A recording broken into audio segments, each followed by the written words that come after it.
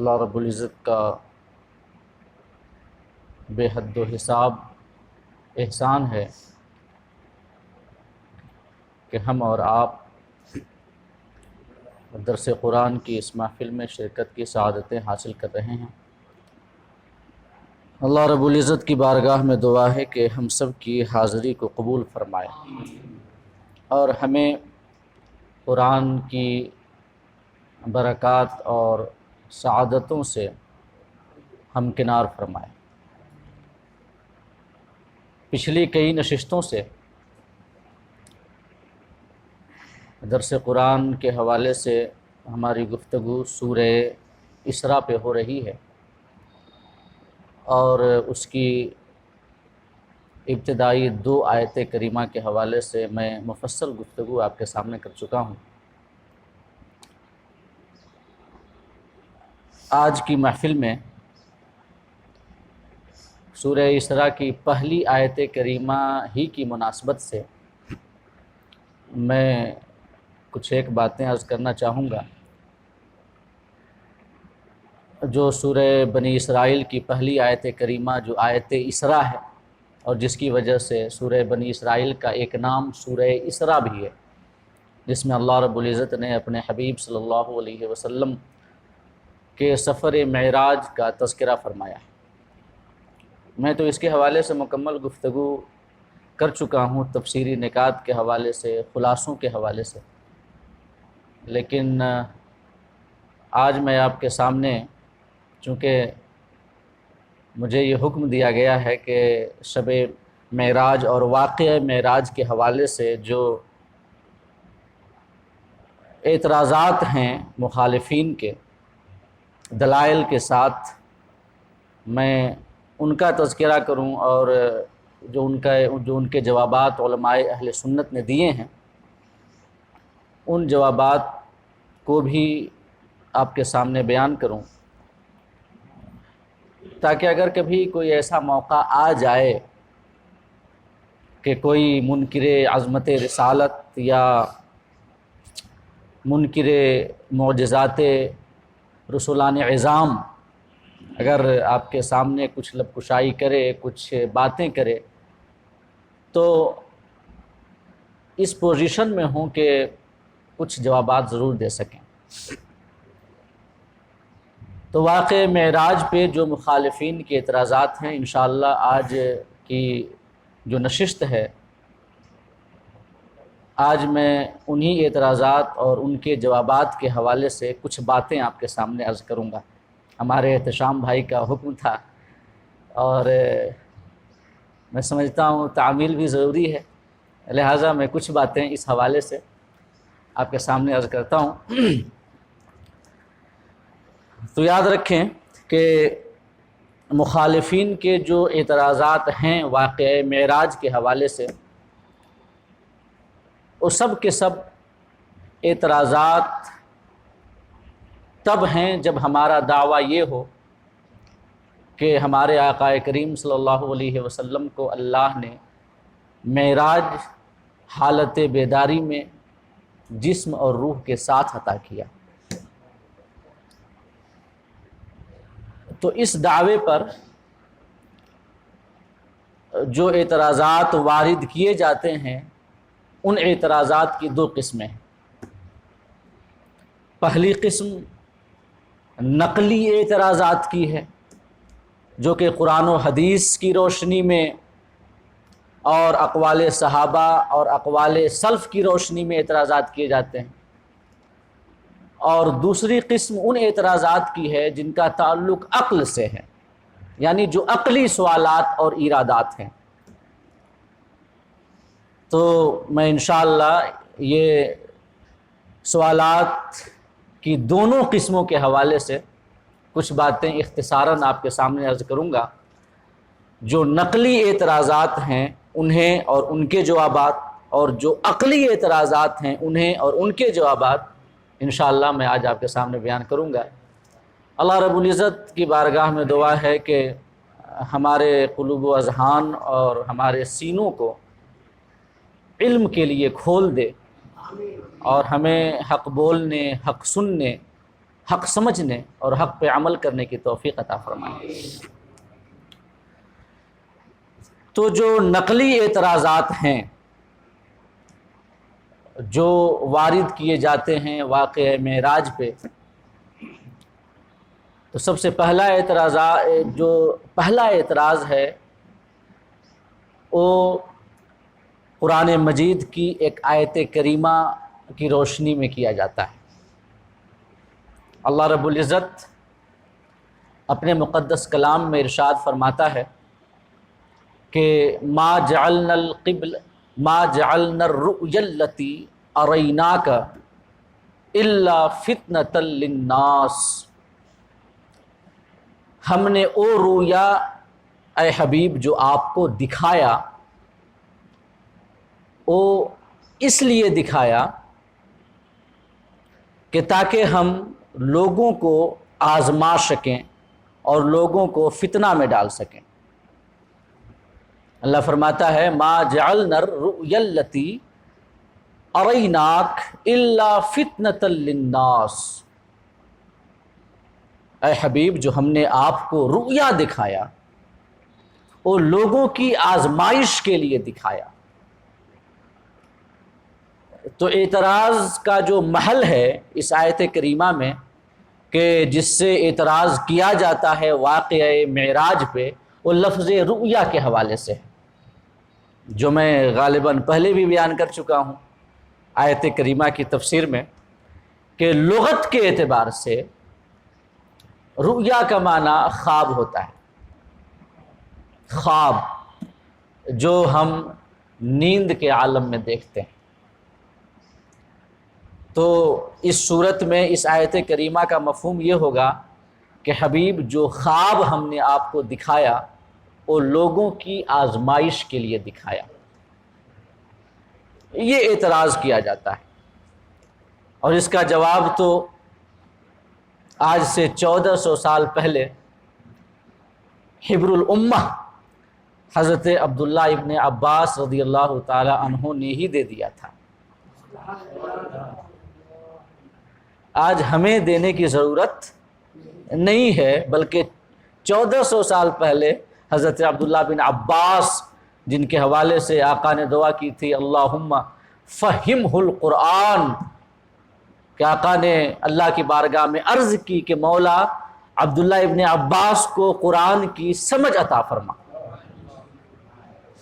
تو انہوں نے ہی اس کا جواب دیا کہ رؤیا سے مراد جو ہے وہ فرماتے ہیں ہیا رؤیا عین اریہا رسول اللہ صلی اللہ علیہ وسلم۔ یہاں پہ رؤیا سے مراد خواب نہیں ہے جو آدمی حالت نیند میں دیکھتا ہے، بلکہ اس سے مراد آنکھ کا دیکھنا ہے جو ہمارے حبیب کو مشاہدہ کرایا گیا، آنکھ کا دیکھنا ہے۔ اور دلیل کیا ہے کہ رؤیا سے مراد آنکھ کا دیکھنا ہے؟ تو حضرت عبداللہ بن عباس ہی نے دلیل بھی حضرت عبداللہ بن عباس ہی نے ذکر کی، اور آپ نے فرمایا کہ دلیل اسی آیت کریمہ میں موجود ہے کہ رؤیا سے مراد خواب نہیں ہے بلکہ حالت بیداری میں آنکھ سے دیکھنا ہے، اور دلیل اسی آیت کریمہ کا آخری ٹکڑا جس میں اللہ پاک نے فرمایا الا فتنۃ للناس۔ اللہ پاک نے فرمایا جو رؤیا ہم نے آپ کو دکھایا اے حبیب لوگوں کی آزمائش کے لیے دکھایا، تو یہی الا فتنۃ للناس یہ دلیل ہے کہ رؤیا سے مراد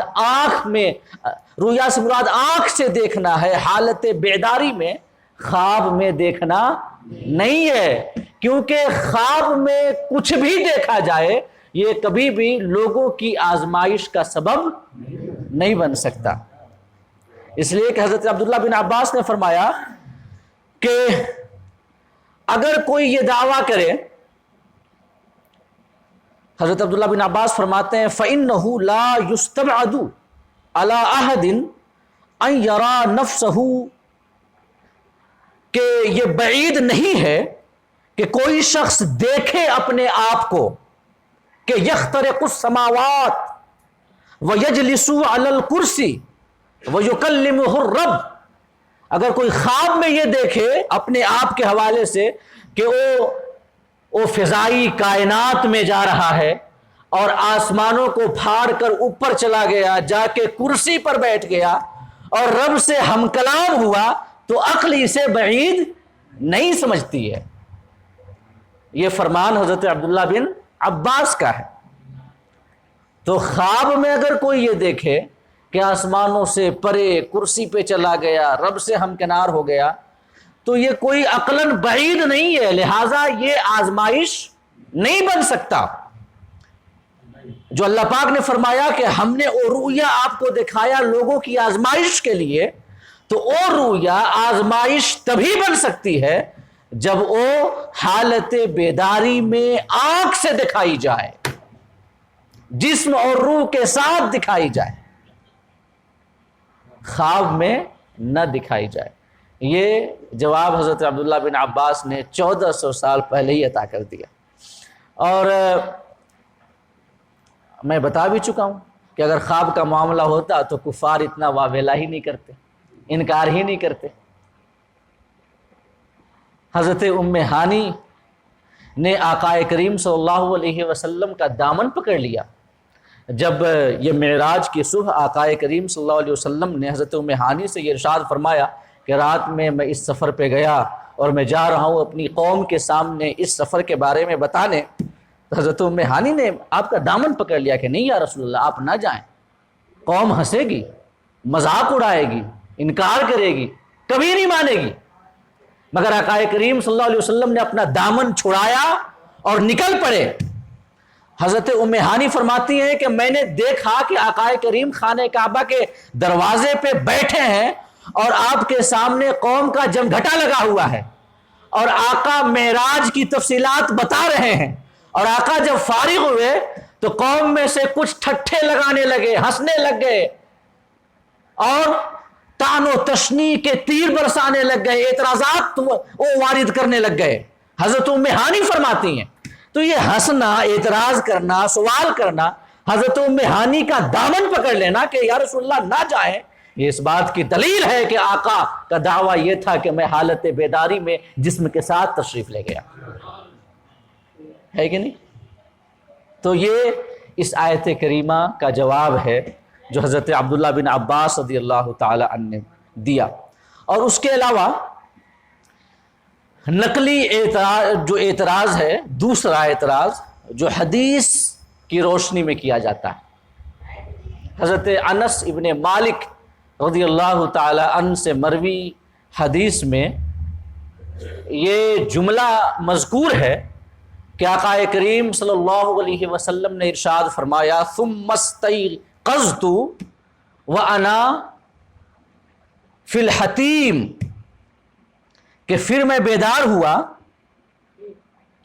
آقا کریم صلی اللہ علیہ وسلم نے فرمایا کہ پھر میں بیدار ہوا اور میں خانہ کعبہ میں موجود تھا۔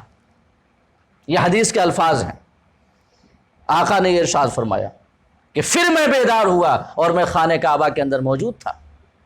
تو اس حوالے سے جو آقا نے لفظ استیقظت فرمایا کہ جس کا معنی ہوتا ہے بیدار ہونا، نیند سے جاگنا، استیقاظ اس کا لغوی معنی ہے نیند سے جاگنا، اور آقا نے فرمایا، یہ حدیث کا لفظ موجود ہے کہ ثم استیقظت، پھر میں بیدار ہوا اور میں خانہ کعبہ میں موجود تھا۔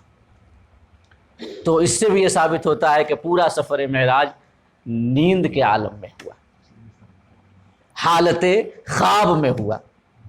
تو اس کا جواب جو علماء نے دیا ہے کہ حضرت انس رضی اللہ تعالی عنہ سے جو حدیث معراج روایت کی گئی ہے، آپ سے کئی سارے ائمہ نے روایت کی ہے۔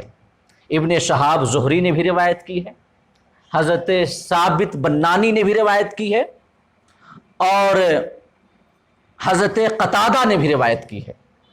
ابن شہاب زہری، ثابت بنانی اور قتادہ، اور ایک روایت حضرت شریک نے بھی کی ہے۔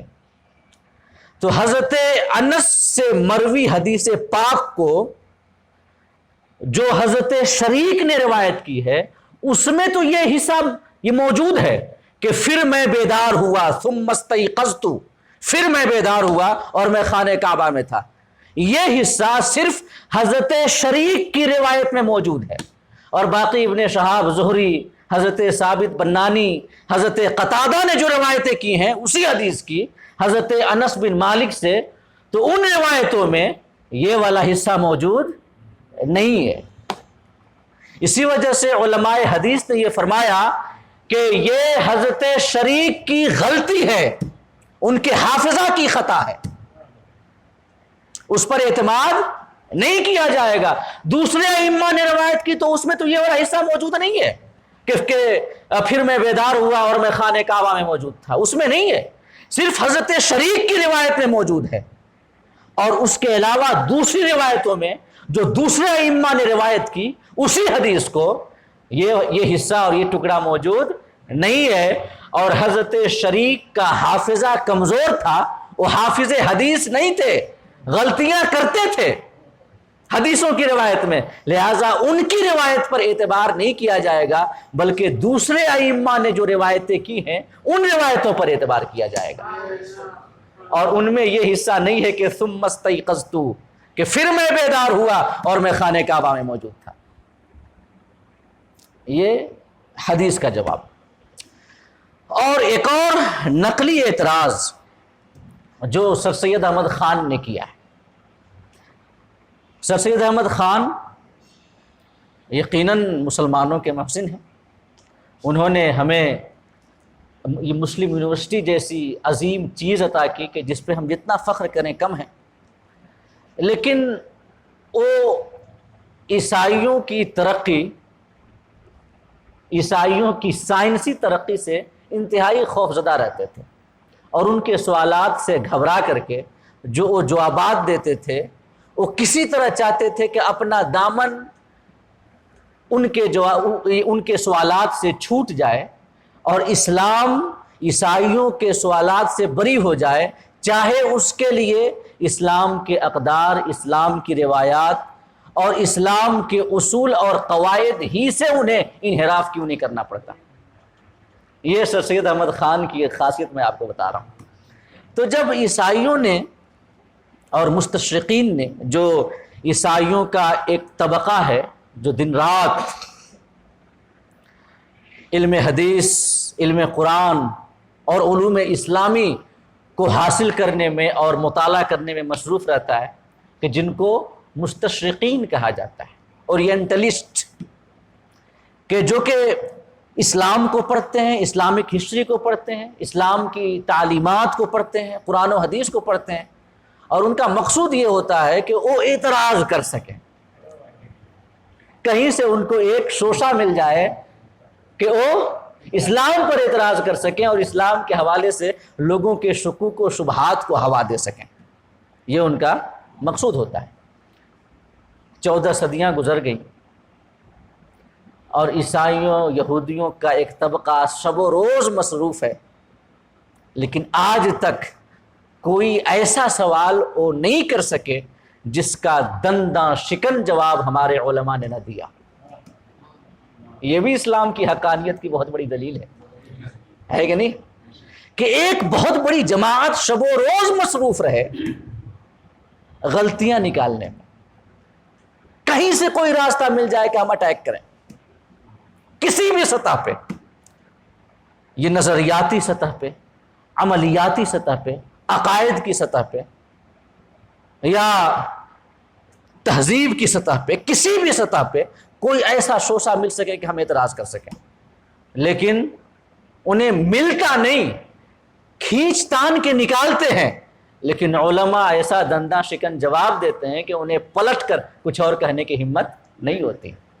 تو معراج کے حوالے سے جب عیسائیوں نے کافی اعتراضات کیے تو یہ سر سید احمد خان نے اپنے مقالات میں، جو انہوں نے مقالات لکھے اسلام کے ڈیفینس میں، اسلام کی حفاظت میں، تو اس میں انہوں نے جو جواب دیا ان کا، تو سیدھے وہ انکار کر بیٹھے کہ معراج حالت بیداری میں ہوا ہی نہیں، بلکہ حالت خواب میں اللہ پاک نے اپنے حبیب کو سفر معراج پہ بلایا. معراج حالت بیداری میں نہیں ہوئی بلکہ خواب میں ہوئی. ان کا یہی کہنا کافی تھا بس، ہے کہ نہیں؟ صرف یہی کہنا کافی تھا. بعد میں کچھ اور شوشے نکال لیں، ادھر ادھر کھینچ تان کے دلائل دینے کی ضرورت انہیں تھی ہی نہیں. اگر وہ صرف عیسائیوں کا جواب دے رہے تھے، ان کے سوالات کا جواب دے رہے تھے، تو صرف یہی کہنا کافی تھا کہ سفر معراج حالت بیداری میں نہیں ہوا، تو ان کے تمام سوالات ختم ہو جاتے. لیکن ظاہر ہے ان کو ڈر تھا کہ ہم عیسائیوں کا جواب دینے کے لیے ایک ایسا طریقہ نکال رہے ہیں جو اسلام کے خلاف ہے، اسلام کی تعلیم کے خلاف ہے.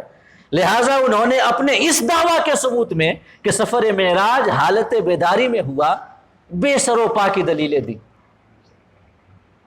اور انہی دلیلوں میں سے ایک دلیل جو انہوں نے حدیثوں کی روشنی میں بیان کی، سنیں اور پھر سمجھیں کہ یہ دلیل کتنی رقیق اور کتنی کمزور ہے.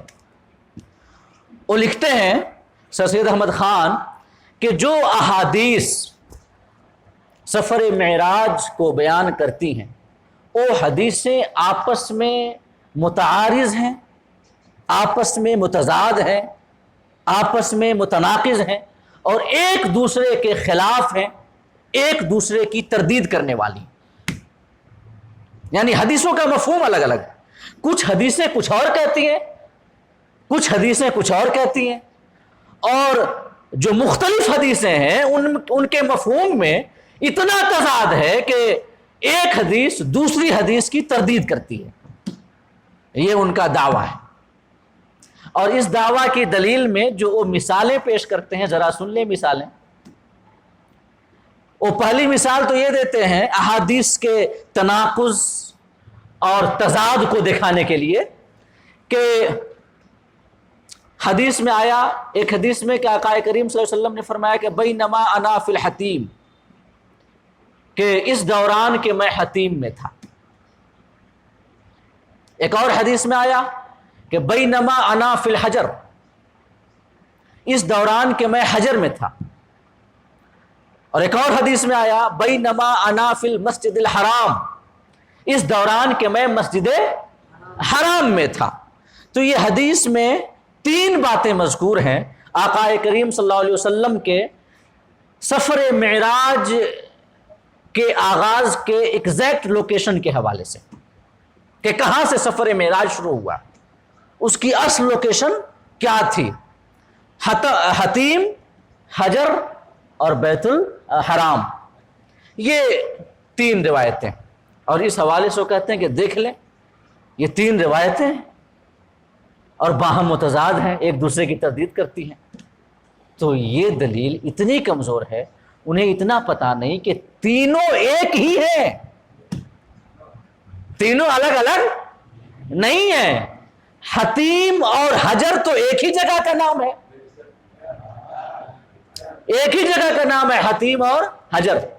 بات دراصل یہ ہوئی کہ جب خانہ کعبہ کی جو حضرت ابراہیم کی بنائی ہوئی عمارت تھی تو سیلاب کی وجہ سے عمارت کو کافی نقصان ہوا. تو جب قریش نے خانہ کعبہ کی دوبارہ تعمیر کی اس سیلاب کے بعد، جب عمارت کو نقصان ہوا تو سرمایہ کی قلت کی وجہ سے، حالانکہ ان کے پاس سرمایہ تو بہت تھا، بڑے امیر کبیر تاجر لوگ تھے، لیکن وہ چاہتے تھے کہ اس اللہ کے مقدس گھر کی تعمیر میں ایک پیسہ بھی ایسا نہ لگے جو ناجائز طریقے سے کمایا گیا. لہذا وہ صرف جائز طریقوں سے کمائی گئی دولت کو استعمال کر رہے تھے. تو وہ جب خانہ کعبہ کی تعمیر کرنے لگے تو سرمایہ کی قلت ہو گئی. تو اس کی وجہ سے انہوں نے پوری جو یہ خانہ کعبہ کی جگہ تھی، پوری جگہ پہ عمارت نہیں بنائی بلکہ کچھ حصہ کو چھوڑ دیا سرمایہ کی قلت کی وجہ سے. تو جو کھلی ہوئی جگہ ہے نا، اسی کو حتیم کہتے ہیں، اسی کو حجر کہتے ہیں. سمجھ گئے؟ اور جناب سر سید احمد خان اسی کو کہہ رہے ہیں کہ حدیثیں ایک دوسرے کی تردید کرتی ہیں. اور جو وہ حدیث میں آیا کہ میں مسجد حرام میں تھا، تو جو حتیم ہے اور جو حجر ہے وہ مسجد حرام میں شامل ہی تو ہے، مسجد حرام سے باہر تو ہے نہیں. تو یہ ان کا علمی مقام ملاحظہ کر لیں. یا اگر یا تو پتہ نہیں تھا یا اگر پتہ بھی تھا تو وہی حقیقت کام کرتی ہے کہ اللہ جب دین لیتا ہے تو عقلیں چھین لیتا ہے.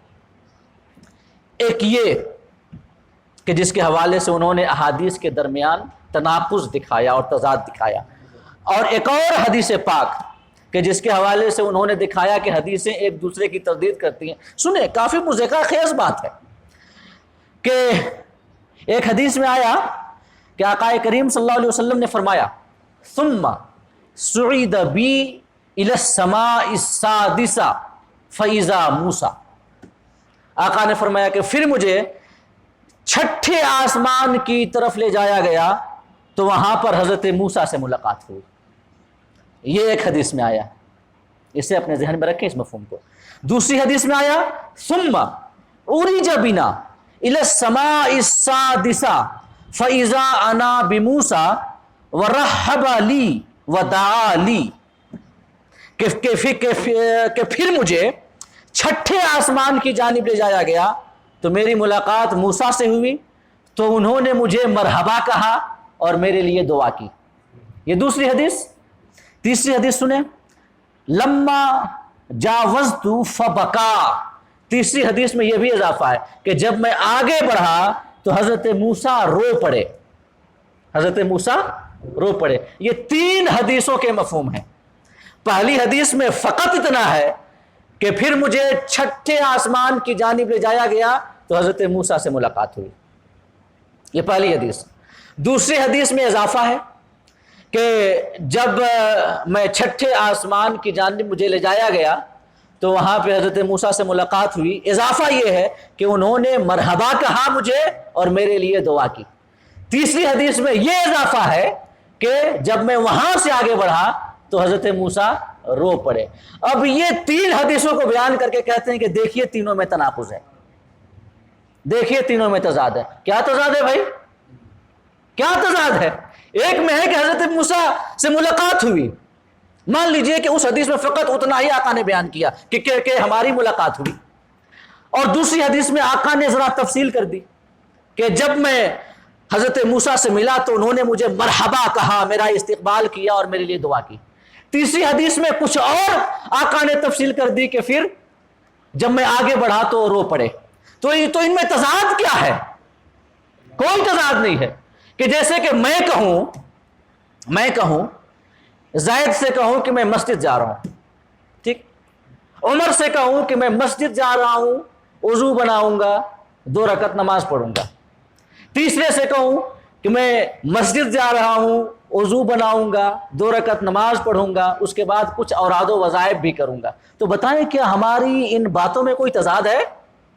کوئی تضاد نہیں ہے, بلکہ ہم نے جس سے بھی کہا تو ذرا سی تفصیلات میں اضافہ کرتا گیا بس, اور کوئی تضاد نہیں ہے. تو یہ ان کا علمی مبلغ تھا اور علمی مقام تھا کہ 3 مختلف حدیثیں اور تفصیلات میں ذرا سا اضافہ کیا ہوا کہ وہ کہنے لگ گئے کہ ان میں تناقض ہے اور تضاد ہے. اور تو یہ وہ نقلی اعتراض ہے جو سر سید احمد خان نے کیا. انہوں نے ایک عقلی اعتراض بھی کیا ہے جو میں ابھی عقلی اعتراضات کی جانب جب آؤں گا تو پھر ان کا تذکرہ کروں گا. اور ایک اور نقلی اعتراض کیا جاتا ہے کہ جس کے حوالے سے میں آپ کو بتا چکا ہوں, لیکن یہ چونکہ خاص نشست میں نے رکھی ہے اسی کے لیے, لہٰذا میں سوچتا ہوں کہ اس کی جانب بھی میں مختصراً روشنی ڈالتا چلوں. حضرت امیر معاویہ اور حضرت عائشہ صدیقہ رضی اللہ تعالی عنہما کا قول. حضرت عائشہ رضی اللہ تعالی عنہا نے فرمایا کہ آقا کریم کا جسم اطہر شب معراج غائب نہیں ہوا, جدا نہیں ہوا, اور حضرت امیر معاویہ رضی اللہ تعالی عنہ نے یہ فرمایا کہ وہ خواب تھا جو اللہ نے اپنے حبیب کو دکھایا. یہ 2 اقوال حضرت عائشہ اور حضرت امیر معاویہ کے ہیں. تو اس کے 3 جوابات دیے ہیں علماء اہل سنت نے. پہلا جواب تو یہ ہے کہ ان اقوال کی نسبت حضرت عائشہ اور حضرت امیر معاویہ کی جانب غلط ہے, انہوں نے ایسا فرمایا ہی نہیں. ثابت نہیں ہے، یہ نسبت ہی غلط ہے ان کی جانب، ان کا یہ قول ہی نہیں ہے، پہلا جواب۔ دوسرا جواب یہ ہے کہ ایک جانب حضرت عائشہ اور حضرت امیر معاویہ رضی اللہ تعالی عنہما کا یہ قول، اور دوسری جانب اجلہ صحابہ کرام اور جمہور علماء فقہا اور ائمہ کا مذہب۔ لہذا ہم ترجیح جمہور صحابہ اور جمہور ائمہ تابعین اور تبع تابعین کے قول کو دیں گے اور ان کے مذہب کو دیں گے۔ جمہور کا مسلک اور مذہب یہی ہے کہ سفر معراج حالت بیداری میں جسم کے ساتھ ہوا۔ صرف ان دو حضرات کی وجہ سے اور دو حضرات کے اقوال کی وجہ سے ہم جمہور کے مسلک اور مذہب کی تردید نہیں کریں گے۔ اور وجہ ترجیح کیا ہے؟ کیوں ہم ترجیح دیں گے جمہور کے قول کو ان دونوں حضرات کے اقوال پہ؟ تو پہلی وجہ ترجیح یہ ہے کہ جس وقت واقعہ معراج رونما ہوا اس وقت حضرت عائشہ کی عمر انتہائی کم تھی، انتہائی کم تھی۔ جس وقت آقا سفر معراج پہ گئے حضرت عائشہ چھوٹی تھی، اور حضرت امیر معاویہ رضی اللہ تعالیٰ عنہ اس وقت مشرف اسلام ہوئے ہی نہیں تھے، اس وقت وہ حالت کفر میں تھے۔ تو یہ ہے پہلی وجہ ترجیح کہ حضرت عائشہ کی عمر کم تھی اور حضرت امیر معاویہ مشرف اسلام نہیں ہوئے تھے، اسی وجہ سے ان کے اقوال کو چھوڑ کر ہم جمہور کے اقوال کو لیں گے، پہلی وجہ ترجیح۔ دوسری وجہ ترجیح یہ ہے کہ انہوں نے یہ اپنا قول پیش کیا ہے، نسبت آقا کریم کی جانب نہیں کی ہے کہ ہم سے آقا نے یہ فرمایا ہے، یہ ان کا اپنا قول ہے۔ تو یہ ان کا اپنا قول، یہ مرفوع روایت نہیں ہے۔ مرفوع روایت اس روایت کو کہتے ہیں جس کی نسبت آقا کی جانب کی گئی ہو کہ آقا نے فرمایا، یہ ان کا اپنا قول ہے، مرفوع روایت نہیں ہے۔ تو ان کا اپنا قول، اور دوسری جانب جمہور اسلاف صحابہ، اسلاف تابعین، اسلاف تبع تابعین، اسلاف ائمہ، اسلاف فقہا، اسلاف محدثین اور اسلاف اولیاء اور اسلاف صوفیہ کا قول۔ لہذا ان سب کے اقوال کو ہم محض ان دو کے اپنے قول کی وجہ سے ہم چھوڑ نہیں سکتے، لہذا ہم ان کے اقوال کو راجح قرار دیں گے۔ تو یہ تفصیل تھی نقلی اعتراضات کی جو سفر معراج کے حوالے سے کیے جاتے ہیں۔ اب آئیے ذرا عقلی اعتراضات جو کیے جاتے ہیں ان کی جانب ہم چلتے ہیں کہ سفر معراج اور آقا کریم صلی اللہ علیہ وسلم کو جو مشاہدات، جو تجربات اور جو مکاشفات کرائے گئے شب معراج، سفر معراج کے دوران، تو اس میں کون سی عقلی سوالات اس پر وارد ہوتے ہیں؟ تو سب سے پہلی چیز اس حوالے سے جو بنیادی ہے، جو تمام عقل کے پرستاروں کے سوالات اور اعتراضات کی بنیاد ہے، اسے سمجھ لیں ہم کہ یہ کائنات اور اس کا نظام جو اسموتھلی ورک کر رہا ہے، اور کائنات کے نظام میں جو ہم باہمی ارتباط دیکھتے ہیں، نظم و نسق دیکھتے ہیں، بے مثال ترتیب دیکھتے ہیں، موزونیت دیکھتے ہیں، یکسانیت دیکھتے ہیں، تو اس سے یہ سمجھ میں آتا ہے کہ یہ نظام کائنات کسی نہ کسی قانون کا پابند ہے۔ یہ ہزاروں لاکھوں سال سے، اربوں سال سے جو یہ کائنات کا نظام چل رہا ہے، بغیر کسی اختلاف کے اور بغیر کسی تناقض کے اور بغیر خلاف معمول جانے کے، جو ایک معمول کے مطابق ترتیب کے ساتھ، یکسانیت کے ساتھ، موزونیت کے ساتھ، نظم و نسق کے ساتھ اسموتھلی جو کائنات کا نظام ورک کر رہا ہے، تو اس سے یہ سمجھ میں آتا ہے یہ کائنات اور اس کا نظام پابند ہے ایک قانون کے، جسے ہم قانون فطرت کہتے ہیں، قانون قدرت کہتے ہیں، لا آف نیچر کہتے ہیں، ہے کہ نہیں؟ اور تمام معجزات بشمول معراج، یاد رکھیے گا، عقلی اعتراض جو کرتے ہیں، جو عقل کے پرستار ہیں، وہ صرف معراج پہ اعتراض نہیں کرتے، بلکہ ان کا اعتراض تو تمام معجزات پر ہے، تمام معجزات پہ ان کا اعتراض جیسے معجزہ مصطفیٰ کہ جیسے معراج مصطفیٰ پر ہے، ویسے آقا کریم صلی اللہ علیہ وسلم کے چاند کے 2 ٹکڑے کرنے پر بھی ہے، ویسے ہی کنکر میں یہ مٹھی میں کنکر ہو اس سے کلمہ پڑھوا دیا آقا نے، اس پر بھی اعتراض ہے۔ آپ کے حکم سے درخت آپ کی بارگاہ میں چلا آیا اور آپ پہ درود و سلام یہ اس نے پڑھا اور پھر آپ پر ایمان کا اقرار کیا، پھر اپنی جگہ پہ چلا گیا، اس پر بھی اعتراض ہے۔ حضرت صالح نے ایک چٹان سے اونٹنی پیدا کر دی، 10 ماہ کی حاملہ جو اونٹنی اس چٹان سے نکلتے ہی بچہ دیتی ہے، اس پر بھی اعتراض ہے۔ حضرت موسیٰ کے ید بیضا پر بھی اعتراض ہے، عصائے موسوی پر بھی اعتراض ہے، دم عیسیٰ پر بھی اعتراض ہے۔ ان کا تو اعتراض سب پر ہے جو عقل کے پرستار ہیں۔ لہذا ہم عقل کے پرستاروں کو اعتراضات کو محض معجزات جو معجزہ رسول ہے اور خاص کر کے معجزہ معراج مصطفیٰ ہے اس تک محدود کر کے نہ دیکھیں، بلکہ اس کو ایک عام نظریے کے ساتھ لیں۔ وہ کہتے ہیں کہ یہ کائنات کا نظام جو چل رہا ہے بغیر کسی اختلاف کے اور ایک معمول سے انحراف کے بغیر، ایک نظم و نسق کے ساتھ اور ترتیب اور موزونیت اور یکسانیت کے ساتھ، یہ بتاتا ہے کہ ایک لا آف نیچر ہے جو اس کائنات کے نظام کو چلاتا ہے، ایک قانون فطرت ہے، قانون قدرت ہے۔ اور جو معجزہ ہوتا ہے وہ قانون قدرت کے خلاف ہوتا ہے، قانون قدرت کے خلاف ہوتا ہے۔ لہذا وہ کہتے ہیں کہ عقل نہیں مانتی کہ چونکہ وہ قانون قدرت کے خلاف ہے، لا آف نیچر کے خلاف ہے۔ اور یہاں پر میں ذرا سا ایڈ کر دوں، سر سید احمد خان نے جو اس میں تڑکا لگایا ہے نا، مطلب اس عقل کے پرستاروں کے اعتراض پہ کہ یہ کائنات ایک قانون کے مطابق چلتی ہے، اب اس کے بعد سر سید احمد خان نے اس میں یہ جوڑ دیا جو قرآن کی آیت ہے نا کہ وَلَن تَجِدَ لِسُنَّتِ اللَّهِ تَبْدِيلًا۔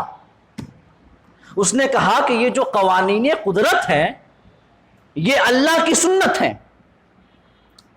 قوانین قدرت جو اس نظام میں جاری ہیں یہ سنت الہی ہیں، یہ طریقہ الہی ہیں، اور اللہ پاک نے قرآن میں فرمایا کہ اللہ کی سنت میں تم ہرگز کوئی تبدیلی نہیں پاؤ گے۔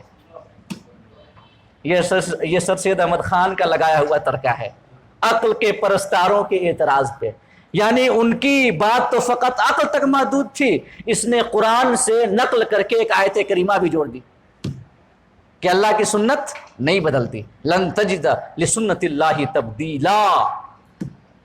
تو اس کا جواب دیتے ہوئے اور یہ علماء نے فرمایا کہ یہ اعتراض کرنے والا سب سے پہلے معجزہ کی حقیقت کو ہی نہیں سمجھا۔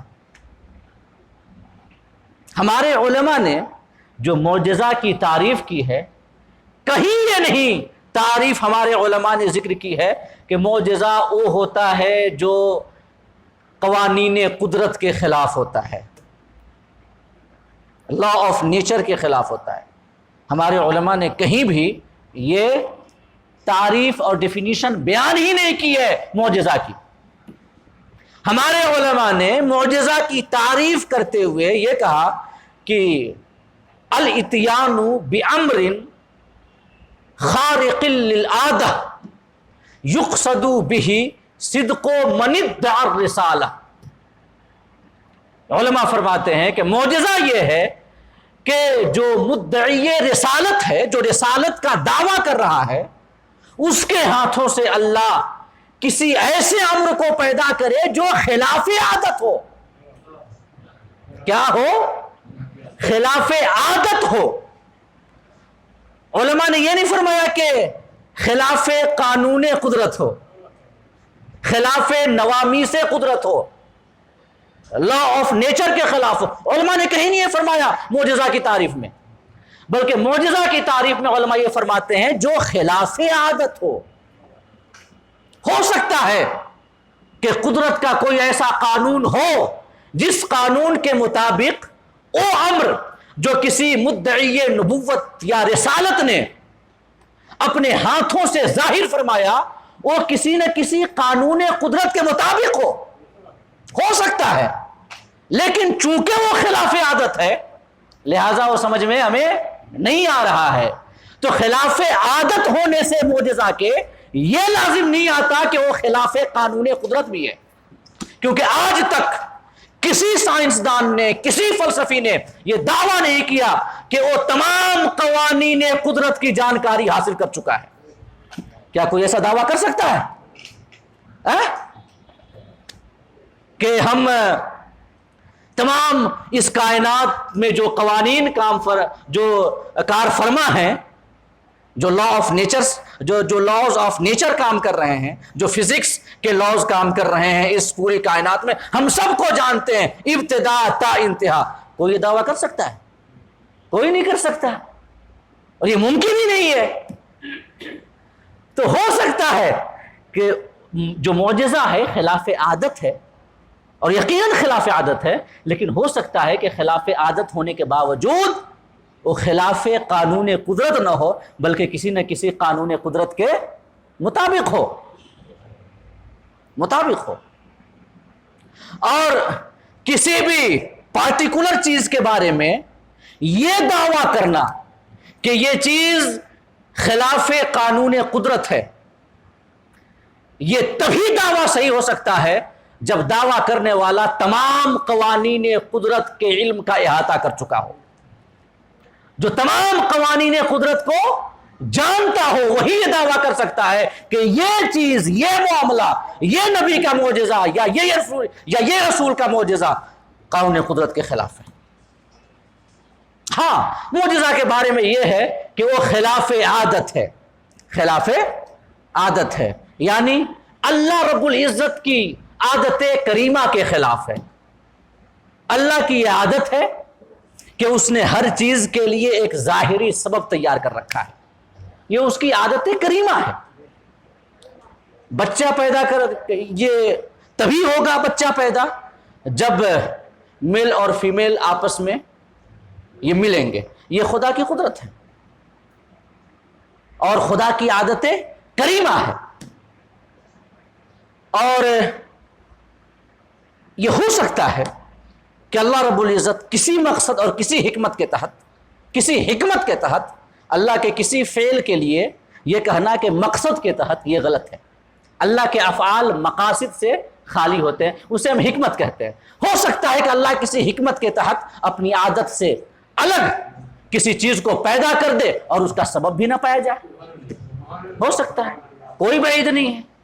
بچے کی پیدائش کے لیے ضروری ہے مرد اور عورت کا آپسی اختلاط، ہو سکتا ہے اللہ بغیر مرد و عورت کے آپسی اختلاط کے بچہ پیدا کر دے، ہو سکتا ہے کہ مرد و عورت دونوں نہ ہو اور بچہ پیدا کر دے، حضرت آدم کو پیدا کیا، ہو سکتا ہے فقط ماں ہو باپ نہ ہو، حضرت عیسیٰ کو پیدا کیا۔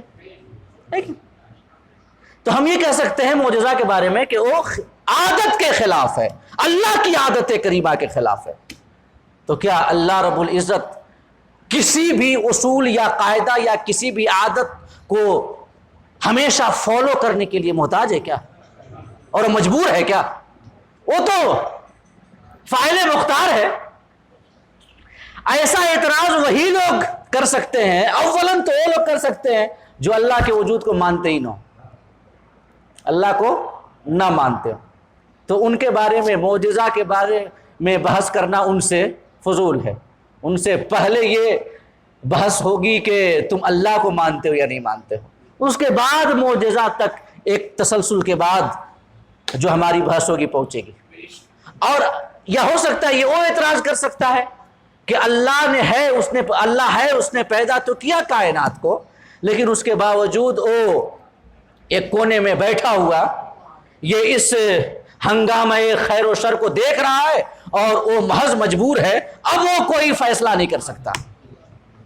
جو لوگ ایسے خدا کو مانتے ہوں گے ہو سکتا ہے وہ کہتے اعتراض کریں، لیکن جو اللہ کو مانے، اللہ کو فاعل با اختیار مانے، اللہ کو مدبر مانے، اللہ کو قادر مانے، اللہ کو فعال لما یرید مانے، اور پھر اس کے بعد اسے کسی عادت کا پابند بنائے، تو اسے چاہیے کہ اپنے ایمان کی خبر لے، کہ جیسا کہ سر سید احمد خان نے بنایا کہ لن تجد لسنت اللہ تبدیلا، تم نہیں پاؤ گے کہ اللہ کی سنت کو کوئی بدل سکے۔ ہاں کوئی نہیں بدل پائے گا نا، وہ بدل سکتا ہے کہ نہیں بدل سکتا ہے؟ وہ چاہے گا تو ضرور بدل سکتا ہے۔ تو معجزہ ایک تو یہ ہے کہ وہ خلاف عادت ہے، تو اللہ کی عادت کے خلاف، اگر عادت سے مراد ہم لیں اللہ کی عادت، تو اللہ کی عادت کریمہ کے خلاف کہ وہ سبب اور مسبب کا تعلق کہیں پہ ختم کر دے، بغیر سبب کے مسبب کو اللہ رب العزت پیدا کر دے۔ یا ہماری عادت کے خلاف، میں یہ چیز اس میں جوڑتا ہوں کہ معجزہ وہ امر ہے جو ہماری انسانوں کی عادت کے خلاف ہو، تو کہا جائے گا کہ ہمارے تجربات کے خلاف، ہمارے مشاہدات کے خلاف۔ آقا کریم صلی اللہ علیہ وسلم شب معراج، سفر معراج پہ گئے، فضائی سفر کیا آپ نے، تو یہ ہمارے تجربے کے خلاف ہے، ہمارے مشاہدے کے خلاف ہے، ایسا نہیں ہو سکتا۔ اور آج اگر جدید سائنس کو پڑھ لیں تو کیا کہتے ہیں کہ اسے زمین کی گریویٹی سے باہر نکلنے کے لیے کم سے کم 40,000 فی گھنٹہ کی رفتار سے سفر کرنا ہوگا، تب جا کر کے اوپر جائے گا۔ اس کے بعد جب وہ اوپر پہنچے گا تو پھر اس کے بعد کرۂ نار ہے، کرۂ زمہریر ہے، کرۂ نار جو انتہائی ٹھنڈا ہے، وہ اسپیس کا وہ حصہ جہاں سورج کی روشنی نہیں پہنچتی، جہاں پہ سورج کی روشنی نہیں ہے، تو وہ کرۂ زمہریر ہے، انتہائی ٹھنڈا، مار ڈالنے والی سردی۔ اور جدھر سورج کی روشنی پہنچتی ہے سیدھی، وہ کرۂ نار ہے، انتہائی گرم۔ اور اس کے علاوہ اور بھی کئی ساری رکاوٹیں ہیں، ایسی ریز ہیں جو انسانی بدن کے لیے انتہائی نقصان دہ ہیں، ہانیکارک ہیں، ایکس ریز ہیں، الٹرا وائلٹ ریز ہیں، کوسمک ریز ہیں، ہزاروں یہ قسم کے ریز ہیں۔ اس کے علاوہ یہ بھی ہے کہ ایک وزن جو یہ کہتی ہے جدید سائنس اور سفر معراج پہ اعتراض کرتی ہے کہ جب انسان اس زمین کے کرے سے باہر نکلتا ہے تو اس کو وزن کی دقت کا سامنا کرنا پڑتا ہے کہ اسے اپنا کوئی وزن محسوس نہیں ہوتا، اس کو اپنا یہ وزن محسوس نہیں ہوتا، تو اس کو بیلنس کرنے میں کافی دقت ہوتی ہے۔ اس کے علاوہ پھر یہ ہے کہ ایک رفتار کی دقت آئے گی۔ تو یہ جو ہزاروں اعتراضات ہزاروں قسم کے ہیں، جو جدید سائنس کے پڑھے لکھے حضرات ہیں، جو محض عقل کے پرستار ہیں، وہ جو سوالات کرتے ہیں، تو وہ یہ کہہ سکتے ہیں کہ ہماری تجربات کے خلاف ہے سفر معراج، ہماری تجربات کے خلاف۔ اب ایسے لوگوں سے ہمارا پہلا سوال یہ ہوگا کہ بتاؤ کیا تمہاری تمام تجربات کے خلاف، تمام تجربات کے خلاف، کیا تم نے کائنات کے حوالے سے تمام تجربات کر لیے ہیں؟ کوئی یہ دعویٰ کر سکتا ہے کہ ہم نے تمام تجربات کر لیے ہیں؟ ارے جو تجربات آج سے 100 سال پہلے ناممکن نظر آتے تھے، آج وہ انسان دھڑلے کے ساتھ بڑی آسانی کے ساتھ کر رہا ہے۔ اسپیس کا سفر کہ جس میں رفتار کی دقت تھی، جس میں یہ وزن کو سنبھالنے اور بیلنس کی دقت تھی، اور جو ہزاروں دقتیں تھیں، آج انسان اتنی ترقی کر چکا ہے کہ وہ پہنچ جا رہا ہے اسپیس میں، زمین کے کرے سے باہر، زمین کے حدود سے باہر پہنچ جا رہا ہے، اپنی محدود ترقی اور اپنی محدود عقل اور اپنی محدود ذہن کا استعمال کر کے پہنچ جا رہا ہے۔ تو کوئی یہ نہیں کہہ سکتا کہ وہ جو معجزہ ہے، کوئی بھی معجزہ بشمول معراج مصطفیٰ ہماری تمام تجربات کے خلاف ہے، یہ کوئی نہیں ہاں یہ کہہ سکتا ہے کہ عام تجربات کے خلاف ہے، عام طور سے جو ہم تجربات کرتے ہیں اس کے خلاف ہے۔ اور جب عام طور سے تجربات کے خلاف ہے تو اس سے یہ تو لازم نہیں آتا نا کہ بالکل ہمارے تجربات کے خلاف ہو سکتا ہے آنے والے زمانے میں کوئی اللہ رب العزت انسانوں کو عقل دے تو وہ کوئی ایسی اور ترقی کر جائیں تجربات کے سلسلے میں کہ اور آگے بڑھ سکیں، وہ اسپیس کے جو ایکسپلوریشنز ہیں اس کے حوالے سے اور آگے جا سکیں۔ یہ کوئی بعید نہیں ہے۔ تو معجزہ خلاف عادت ہے، پہلی بات، وہ خلاف قانون قدرت نہیں ہے، اور خلاف عادت ہے تو اللہ کی عادت کے خلاف ہے، یعنی اس کے اپنے بنائے ہوئے طریقے اور اس کی عادت کریمہ کے خلاف ہے۔ اگر وہ اس کے خلاف چلا جائے تو اسے کوئی روک نہیں سکتا۔ اللہ رب العزت نے سورج کے لیے ایک راستہ مقرر کر دیا کہ سورج یہاں سے نکلے گا، یہاں ڈوبے گا، اور ان راستوں سے ہو کر کے جائے گا، ہے کہ نہیں؟ اصحاب کہف کے لیے 309 سال تک اللہ رب العزت نے سورج کا راستہ بدل دیا، بدلا کہ نہیں؟ اللہ فرماتا ہے کہ اذا وترى الشمس اذا طلعت تزاور عن كهفهم ذات اليمين واذا غربت تقرضهم ذات الشمال۔ تم دیکھو گے سورج کو کہ جب وہ طلوع ہوتا ہے تو ان کے غار سے داہنی جانب ہٹ جاتا ہے تاکہ انہیں دھوپ نہ پہنچے، جب غروب ہوتا ہے بائیں جانب ہو لیتا ہے تاکہ ان تک دھوپ نہ پہنچے۔ اللہ نے ایک راستہ مقرر کر رکھا ہے، لیکن 309 سال تک اصحاب کہف کے لیے، اپنے محبوب بندوں کے لیے اللہ رب العزت نے سورج کے راستے میں تبدیلی فرما دی، اپنی عادت میں تبدیلی فرما دی۔ کیا اس کا جاتا ہے؟ اس کا بنایا ہوا قانون وہ بدل دے، ہے کہ نہیں؟ اور ایک یہ کہ ہماری عادت کے خلاف ہے، یعنی ہم جو دیکھتے ہیں تجربہ۔ تو اس حوالے سے فلاسفہ کا قول جو ہے نا، فلاسفہ یاد رکھیے گا، یہ جو سائنس ہے، جدید سائنس، یہ محض کچھ ایکسپیریمنٹس تک محدود ہے۔ ہم مانتے ہیں کہ یہ کچھ ایکسپیریمنٹس بہت وسیع ہیں، یہ کچھ بہت زیادہ ہیں، لیکن کچھ ایکسپیریمنٹس ہیں فقط، لیکن بہت زیادہ ہیں۔ یہ ان میں جو وسعت ہے وہ وسعت کو اپنے ذہن میں رکھیں، لیکن استدلالی حیثیت سے، نظریاتی حیثیت سے یہ بالکل ٹائیں فش ہوتے ہیں۔ یہ بس 2-3 تجربات کریں، 4 تجربات کریں، پھر ان کو نظر آ جائے ہاں یہ ٹھیک ہے، بس اسے مان لیا کہ یہ قانون ہو گیا۔ حالانکہ استدلالی حیثیت سے جو فلاسفہ ہیں، جو فلاسفرز ہیں، ان کا کہنا یہ ہے کہ یہ سبب اور مسبب کا جو تعلق ہے نا، اس کا حقیقت سے کوئی تعلق نہیں، اس کا حقیقت سے کہ پلیٹیں کھسک گئیں تو بھوکمپ آ گیا، کیا کہتے ہیں، سمندر سے بھاپ اٹھا اور پھر اوپر پہنچا، جب اسے ٹھنڈ پہنچی، کنڈنسیشن ہوا، بارش ہونے لگی۔ یہ جو سبب اور مسبب کا جو تعلق ہے، علت اور معلول کا جو تعلق ہے، فلاسفہ کے بقول، فلاسفہ کہتے ہیں کہ یہ کوئی حقیقت نہیں رکھتا، کیونکہ ہم جو یہ سبب اور مسبب سمجھ رہے ہیں، علت اور معلول سمجھ رہے ہیں، چونکہ ہم نے بارہا دیکھا، برسوں سے دیکھا، لہٰذا ہم ایسا مانتے ہیں کہ ایسا ہوتا ہے تو ایسا ہوتا ہے۔ پلیٹیں کھسکتی ہیں، بھوکمپ آتا ہے۔ جو بخارات سمندر سے اٹھتے ہیں، جب وہ وہاں تک پہنچتے ہیں فضا میں کہ انہیں ٹھنڈ لگتی ہے، اور پھر جب ان میں کثافت آتی ہے، بارش ہوتی ہے۔